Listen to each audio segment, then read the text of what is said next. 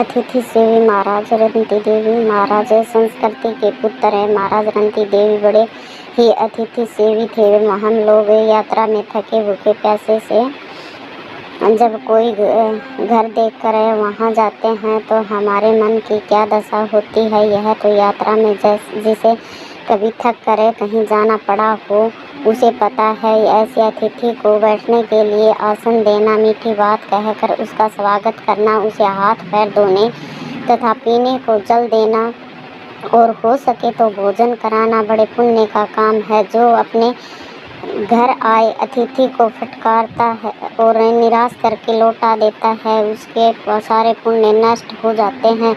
महाराज रंती देव इतने बड़े अतिथि सेवी थे कि अतिथि की इच्छा जानते ही उसकी इच्छित वस्तु उसे दे देते थे।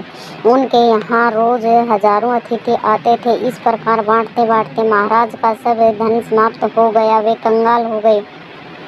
महाराज रंती देव ने निर्धन को जाने पर राजमहल छोड़ दिया।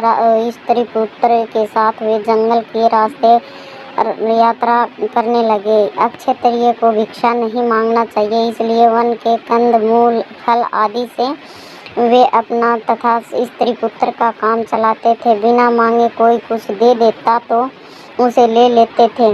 एक बार महाराज रंती देव चलते हुए इसे वन में पहुँचे जहाँ भोजन के योग्य कंद मूल फल तो क्या पत्ते भी नहीं थे। उस वन में जल का नाम नहीं था। भूख से रानी और राजकुमार झटपटाने लगे। प्यास के मारे गला सूख गया। पूरे 48 दिन तक उन लोगों को एक बूंद जल तक नहीं मिला। 49वें दिन महाराज रंती देव उस वन के बाहर पहुँचे गए थे। पास की किसी बस्ती के एक मनुष्य ने उन्हें आदरपूर्वक घी मिला खीर हलवा और शीतल जल लाकर दिया। महाराज रंती देव ने बड़ी शांति से वह सब सामान लेकर भगवान को भोग लगाया। 48 दिन के बाद उपवास से मरने को हो रहे थे। महाराज के मन में उस समय भी यही दुख था कि जीवन में पहली बार आज किसी अतिथि को भोजन कराए बिना उन्हें भोजन करना पड़ेगा। उसी समय एक ब्राह्मण वहां आए। वे भूखे थे। उन्होंने भोजन मांगा। राजा रंती देव बड़े प्रसन्न हुए। उन्होंने बड़े आदर से ब्राह्मण को भोजन कराया। जब ब्राह्मण भर पेट भोजन करके चले गए तब बचे सामान में से राजा ने स्त्री और पुत्र का भाग उन्हें बांटकर दे दिया। अपना भाग लेकर वे भोजन करने जा रहे थे कि एक भूखा रुद्र आ गया।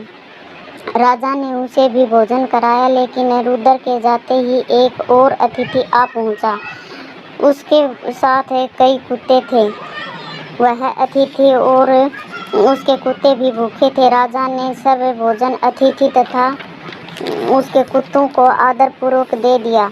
अब उनके पास थोड़ा सा पानी बच रहा था।